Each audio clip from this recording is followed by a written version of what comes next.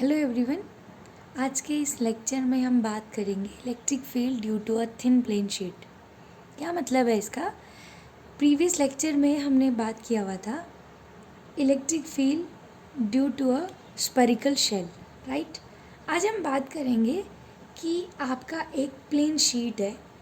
और वो बहुत ज़्यादा पतली है, ठीक है। जैसे एक कागज़ का पेपर समझ लीजिए आप, जिसकी मतलब थिकनेस जो है कंपैरेटिवली उसकी लेंथ के क्या है, बहुत ज़्यादा छोटी है, ठीक। उस plane sheet, thin plane sheet के कारण जो है इलेक्ट्रिक फील्ड कितना होगा उसको हम फाइंड आउट करेंगे, राइट। तो अगर आपका जो है ये कोई प्लेट थी, ठीक, इस प्लेट की थिकनेस जो है बहुत ज़्यादा कम है कंपैरेटिवली टू इट्स लेंथ, ठीक हो गया। तो अगर मैं बात करूँ आपसे तो देखिए, अगर इस पे जो है आपका प्लस क्यू चार्ज जो है इसकी सरफेस पे क्या है, डिस्ट्रीब्यूटेड था।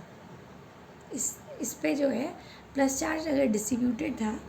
सो नॉर्मली हम लोग सरफेस चार्ज डेंसिटी की बात करेंगे, क्योंकि देखिए अगर एक सिंगल चार्ज था, ठीक, एक पॉइंट चार्ज था, उसकी वजह से इलेक्ट्रिक फील्ड कितना होता है वो हमें पता है। वो कितना होता है, के क्यू अपॉन आर स्क्वायर, जितना चार्ज है divided by separation between the charges, ठीक, आर स्क्वायर आप लिखते हैं। अब अगर ये जो है एक प्लेन शीट है, इस पे इसकी सरफेस पे पूरा चार्ज डिस्ट्रीब्यूटेड था,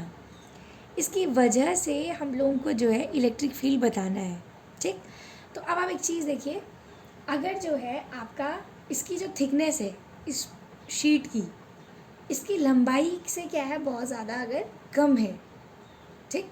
तो अब हम क्या करेंगे, आपको पता है कि इसका होगा क्या। अगर देखिए, अगर बाई चांस इसकी थिकनेस आ जाएगी, अगर ये थिन ना होके एक थिक प्लेट शीट होगी, थिक मतलब जिसकी थिकनेस आ रही है, मोटा, ठीक है। अगर मैं आपको बताऊं तो सिंपली आप एक चीज़ दे सकते हैं कि अगर आपका जो है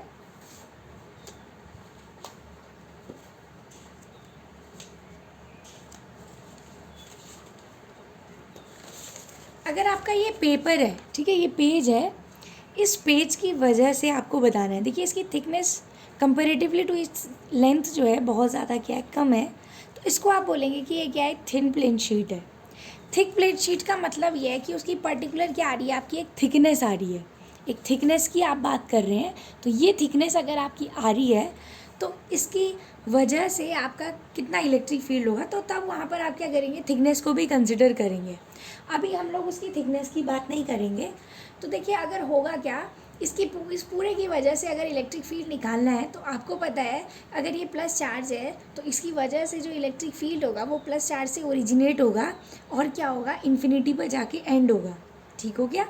अब अगर मैं इस पर, आपको पता है हम लोग इसको गॉस थ्योरम का एप्लीकेशन पढ़ रहे हैं, तो आप जो है एक गॉसियन सरफेस कंसिडर करेंगे। अब बात ये आती है कि अगर आपने एक प्लेन शीट अगर ली हुई है तो उस पर आप गॉसियन सरफेस किस तरीके से लेंगे, ठीक। तो अगर आप देखते हैं,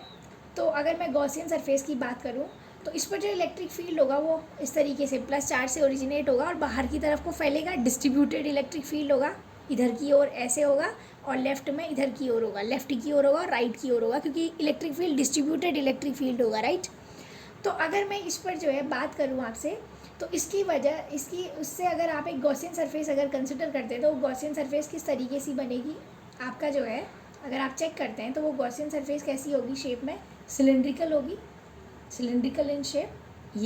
यही तो इस पूरे डिस्ट्रीब्यूशन को क्या है, कवर करेगी आपका। तो ये आपने जो है एक गॉसियन सरफेस कंसिडर कर ली। अब आप अगर देखते हैं तो हम लोगों को जो है इस शीट के कारण इलेक्ट्रिक फील्ड निकालना है, तो ये अगर प्लस चार्ज था तो इसकी वजह से जो इलेक्ट्रिक फील्ड होगा वो बाहर की तरफ को होगा, कुछ इस तरीके से होगा इलेक्ट्रिक फील्ड का डायरेक्शन, राइट। सिमिलरली लेफ्ट में कुछ यूँ होगा जो कि प्लस चार्ज से ओरिजिनेट होगा और इन्फिनिटी पर जाके क्या होगा, आपका एंड होगा, राइट। अब आप एक चीज़ देखिए, आपको पता होगा कि इलेक्ट्रिक फील्ड हमेशा जो भी सरफेस से अगर निकल रहा है उस सरफेस की ऑलवेज मतलब जो उसका एरिया वेक्टर होता है उसके, मतलब अगर आप नॉर्मली बात कर रहे हैं तो अगर हम इसमें देखेंगे अभी एरिया वेक्टर कैसे है, बात ये आती है कि इलेक्ट्रिक फील्ड की अगर मैं बात करूँ तो इलेक्ट्रिक फील्ड क्या होगा, उस सरफेस के क्या होगा जो परपेंडिकुलर होगा, राइट। तो इस पर जो इलेक्ट्रिक फील्ड होगा आपका, वो इलेक्ट्रिक फील्ड क्या होगा, परपेंडिकुलर टू दैट सरफेस। तो ये आपका जो है इलेक्ट्रिक फील्ड की क्या हो गई, डायरेक्शन हो गई, राइट। ये आपकी इलेक्ट्रिक फील्ड की डायरेक्शन हुई। अब बात ये आती है कि इसका जो है नॉर्मल जो आप बोलते हैं ना एरिया वेक्टर या जो आप यूनिट वेक्टर बोलते हैं वो कैसा होगा, क्योंकि आपको पता है गॉस थ्योरम का जो स्टेटमेंट है वो क्या है, flux through any close surface जो होता है वो क्या होता है, surface integration of E dot D A is equal to क्या होता है आपका क्यू इनसाइड, मतलब total charge inside the surface upon क्या होता है एप्सिलॉन नॉट, राइट। ये अगर आपका जो है फ्लक्स था, तो बात ये आती है कि इस पर आप इलेक्ट्रिक फील्ड और एरिया वेक्टर की बात करते हैं, और इसके लिए एक नेसेसरी कंडीशन आप ये बोलते हैं कि इलेक्ट्रिक फील्ड और एरिया वेक्टर या तो एक दूसरे के पैरेलल हो, एंटी पैरेलल हो, या फिर परपेंडिकुलर हो, राइट। क्योंकि E D A cos theta हुआ, theta will be the angle between E vector and D A vector, that is the area vector, ठीक।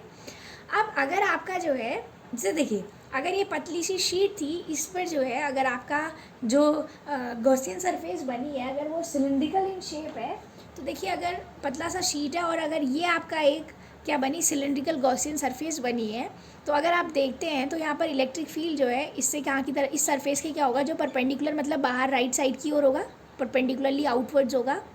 दूसरी चीज़ जो इसका डी ए वैक्टर होगा that is area vector, area vector क्या होगा, क्योंकि ये क्या है आपका एक सर्क्यूलर, क्या है आपका एक सर्क्यूलर एंड है, तो इस पर जो एरिया वेक्टर होगा वो भी कहाँ की तरफ को होगा, बाहर की तरफ को, परपेंडिकुलर टू डेड सरफेस, क्योंकि नॉर्मल होता है वो 90 डिग्री होगा, तो आपका जो एन कैप होगा या डी ए वेक्टर जो होगा वो भी कहाँ की तरफ को होगा, बाहर की तरफ को, राइट। दूसरी चीज़, अगर आप जो है इसके कर्व्ड पाथ की बात करते हैं, तो कर्व्ड पार्ट पर अगर मैं आपसे बात करूँ तो इसका, क्योंकि इलेक्ट्रिक फील्ड तो कैसे है, इस तरीके से है, ठीक है, इधर आपका जो है डिस्ट्रीब्यूटेड इलेक्ट्रिक फील्ड है, तो कुछ इस तरीके से होगा इलेक्ट्रिक फील्ड का डायरेक्शन, ये आपका ई वेक्टर हो गया, राइट। अब बात ये आती कि इसका आपका जो एरिया वेक्टर होगा वो कैसा होगा, ये तो ई वेक्टर की डायरेक्शन मतलब इलेक्ट्रिक फील्ड की डायरेक्शन हो गई। अब बात ये आती है कि इसका जो आपका एरिया वेक्टर होगा वो किस तरीके से होगा, एरिया वेक्टर की अगर मैं बात करूँ तो अगर ये आपका कर्व्ड सरफेस था, so perpendicular to that surface, तो कहाँ की तरफ को होगा, परपेंडिकुलरली आउटवर्ड्स ये सरफेस के। तो अगर आप चेक करते हैं तो डी ए वेक्टर और ई वेक्टर के बीच का एंगल कितना है, 90 डिग्री है। अगर मैं यहाँ पर आपको समझाऊँ तो ये अगर आपका इलेक्ट्रिक फील्ड की डायरेक्शन थी, तो जो आपका जो है ये कर्व्ड पार्ट जो आ रहा है सिलेंडर का, इस पर जो एन कैप है वो इस तरीके से होगा, वो क्या होगा, इस पर आपका एंगल कितना होगा, 90 डिग्री का होगा। ये ध्यान दीजिएगा, ये जो 90 है ये बेसिकली मैंने ई वेक्टर का दिया है डायरेक्शन, ये मत समझिएगा कि डी ए और ई वेक्टर के बीच का जो डायरेक्शन है वो एंगल जो है वो 90 डिग्री है। एक्चुअली ये जो आपका इलेक्ट्रिक फील्ड है वो इस सरफेस के क्या होगा, परपेंडिकुलर होगा, वो दिखाया है, ठीक है। और डी ए वेक्टर और ई वेक्टर इस जगह पर इनके बीच का एंगल कितना होगा, थीटा 0 डिग्री का होगा, क्योंकि एक दूसरे के क्या होंगे, पैरेलल होंगे। सिमिलरली ये अगर इलेक्ट्रिक फील्ड की डायरेक्शन थी और डी ए वेक्टर एक दूसरे के क्या हो गए, परपेंडिकुलर हो गए, तो यहाँ पर थीटा कितना हो गया आपका, 90 डिग्री हो गया। अब ऐसी अगर मैं इस थर्ड सरफेस की बात करूँ, इस वाले एंड की अगर मैं बात करूँ, तो इस एंड पर अगर आप चेक करते हैं तो देखिए आपका जो इलेक्ट्रिक फील्ड आ रहा है वो उस पर कैसे होगा, बाहर की तरफ को होगा, परपेंडिकुलरली आउटवर्ड्स होगा इस सर्कुलर एंड पे, और जो इसका एरिया वेक्टर होगा वो भी कैसे होगा, बाहर की तरफ को होगा, राइट। तो अगर आप चेक करते हैं तो यहाँ पर ये अगर इलेक्ट्रिक फील्ड का डायरेक्शन था और डी ए वेक्टर भी जो है इस तरफ को ही आ रहा है, तो डी ए और ई वेक्टर दोनों के बीच का जो एंगल हो गया वो कितना हो गया, थीटा विल बी 0 डिग्री है। हमें टोटल इलेक्ट्रिक फील्ड बताना है, तो मैं क्या कर सकती हूँ, सिंपल सी बात, अगर आप बात करते हैं, हम फ्लक्स की बात करेंगे, गॉस थ्योरम की बात कर रहे हैं, so total flux through this surface जो होगा वो किसके बराबर होगा, φ1 प्लस φ2 प्लस क्या होगा आपका φ3, राइट। क्लियर होगी बात, और ये φ1 φ2 वो तो आप लिख ही लेंगे। अगर मैं बात कर लूँ, ये फर्स्ट है आपका, ये सेकेंड है, और इस बीच वाले को मैं थर्ड पॉइंट कंसिडर कर लूँ, ठीक है। इन तीनों की वजह से आप निकालेंगे तो 1 2 3 आपने लिख दिया।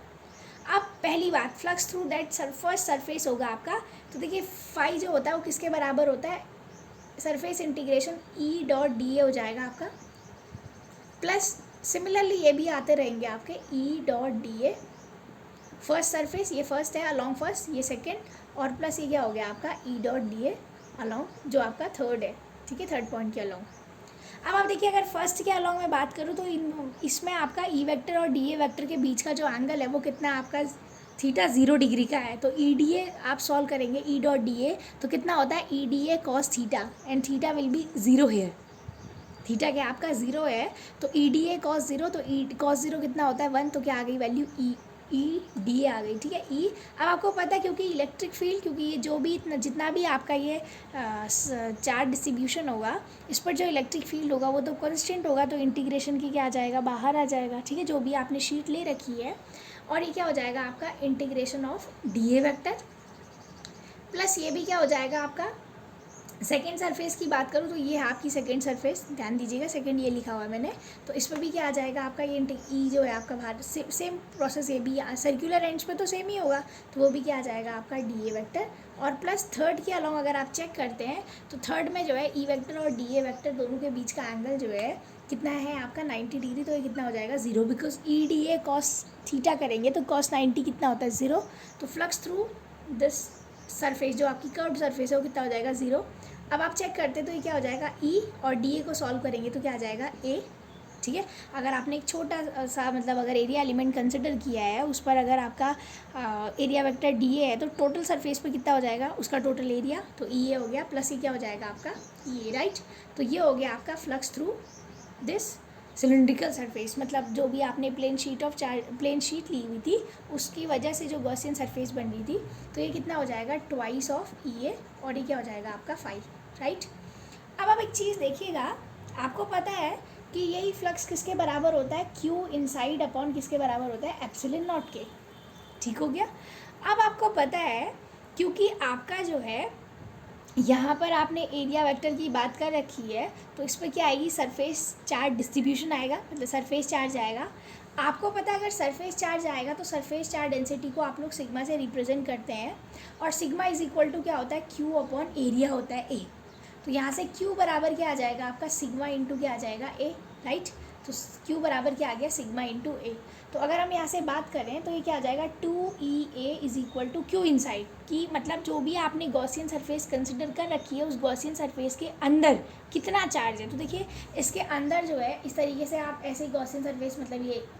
जैसे सर्कुलर एंड से कंसिडर करेंगे तो इनसाइड जो चार्ज है वो आपका क्यू चार्ज है, और उसका वैल्यू क्या आ रहा है आपका सिग्मा इंटू ए अपॉन क्या हो जाएगा आपका एप्सिलॉन नॉट। सो देखिए ए से ये ए क्या हो जाएगा कैंसिल, तो देखिए क्या आ गया आपका यहाँ पर से 2E इज इक्वल टू क्या आ गया sigma upon epsilon naught, right. अब आप देखिए फिर क्या होगा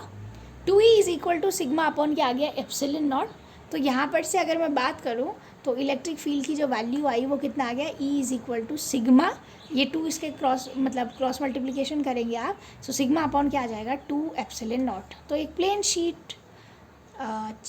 शीट की एक थिन प्लेन शीट की वजह से जो इलेक्ट्रिक फील्ड आया वो कितना निकल के आया सिग्मा अपॉन 2 एप्सिलॉन नॉट। अगर आप देखते हैं तो यहाँ पर जो इलेक्ट्रिक फील्ड है वो जो है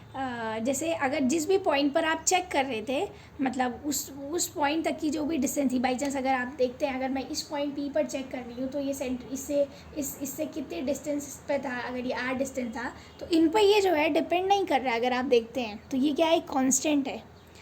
एप्सिलॉन नॉट की वैल्यू कांस्टेंट 8.85 इंटू 10⁻⁻12 हो गई, और सिग्मा जो है सिग्मा के आपका सरफेस चार्ज डेंसिटी है, तो वो तो आपकी क्या रहेगी जितना भी आपका चार्ज है मतलब आप अगर देखते हैं तो चार्ज डिवाइडेड बाई क्या हो जाएगा एरिया, तो वो तो क्या रहेगा कांस्टेंट ही रहेगा। तो electric field due to a thin plane sheet जो है वो ऑफकोर्स क्या आ रहा है कांस्टेंट वैल्यू दे रहा है आपको sigma upon 2 epsilon naught, right, क्योंकि ये जो है आर वगैरह पर डिपेंड नहीं कर रहा है।